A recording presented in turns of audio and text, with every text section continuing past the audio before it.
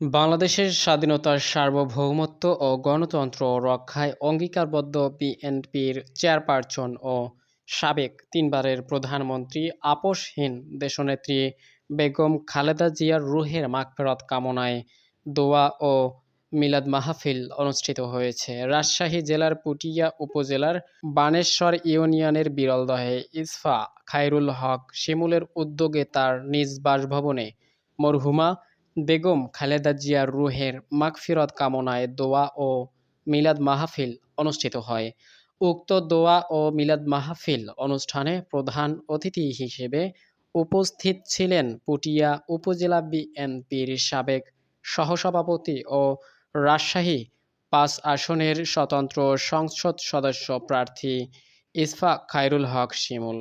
এ সময় আরও উপস্থিত ছিলেন পুঠিয়া দুর্গাপুরের সর্বস্তরের নেতৃবৃন্দ, গণ্যমান্য ব্যক্তিবর্গসহ স্থানীয় জনগণ। আপসহীন নেত্রী মরহুমা বেগম খালেদা জিয়ার রুহের মাগফিরাত কামনা করা হয়। এছাড়াও শহীদ রাষ্ট্রপতি জিয়াউর রহমান সহ সকল শহীদদের আত্মার মাগফিরাত কামনায় দোয়া আয়োজন করা হয়। রাজনীতিটা আপনি নিজের জন্য করবেন না এই পুঠিয়া দুর্গাপুরের মানুষের জন্য করবেন, এটা হলো আমার কোশ্চিন, তাই না? যদি আমার জন্য করেন তাহলে আপনারা আসেন, আর আমি চাইবো আপনারা আসেন না, আমি আপনাদের জন্য আমি আসবো আপনাদের, তাই উচিত না? এই এই গুণগত পরিবর্তনটা আমি চাই, মন থেকে চাই। আদর্শ কি? মানুষকে সেবা করব, মানুষের পাশে থাকবো, মানুষের কাঁদন শুনবো, তাই না?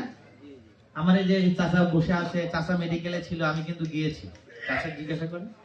আমি যখন যেটা পেরেছি, আমি বলতেছি না যে সকল মানুষের কাছে আমি গিয়েছি তা বলবো না, সকল মানুষ জেল খাটেছে সবাইকে উদ্ধার করেছি তা বলবো না, কিন্তু আমি গিয়েছি, জেলে গেছি, জেল গেটে গেছি, মানুষের বাজার করে দিয়েছি, অনেকের ঘর পুড়ে গেছে সেখানে গেছি। এখানে বসে থেকেই ভাল্লুকগাছি থেকে একটা ফোন আসলো, ওনার আমি দোকান পুড়ে গেছিল, ওরা দোকান ফুল, দোকানটা আবার ভ্যানের উপর দোকান, তারা এখানে অনেকে গেছে, নাজমুল এখনই ফোন দিয়েছিলেন, তো আমি আসি ভাই আপনার সাথে, আলহামদুলিল্লাহ।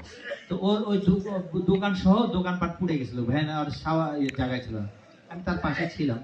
কতটুকু করতে পেরেছি সেটা আমি জানি না, তবে চেষ্টা তো করেছি। এইটা হলো আমার ব্যক্তির চেষ্টা।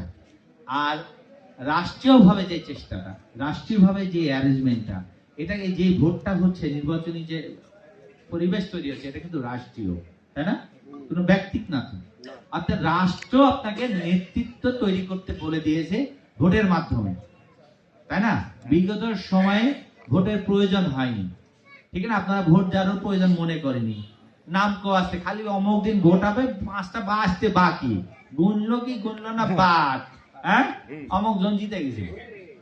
ঠিক ইউনিয়নের চেয়ারম্যান হিসেবেও তাই হয়েছে, ঠিক উপজেলার ক্ষেত্রেও তাই হয়েছে, আবার এমপির ক্ষেত্রেও তাই হয়েছে নাকি? হ্যাঁ, আবার ওই মানুষজনকে সাংবাদিক ভাইদের ডাকছে, ডাকে আবার হাসছে, হ্যাঁ যা ভোট হয়েছে আমি এতেই খুশি, হ্যাঁ হয়ে গেছে, হ্যাঁ থ্যাংক ইউ থ্যাংক ইউ। শুনেছেন না? আমি ধিক্কার জানাই, ওই নেতা আমার হওয়ার বিন্দু মাত্র আগ্রহ নাই। যেই নেতা মানুষের মিনিমাম সম্মানটুকু দিতে পারবে না, সেটা মানে হয় না নাকি? আমাকে কিন্তু আল্লাহ ভালো লেগেছে, আলহামদুলিল্লাহ।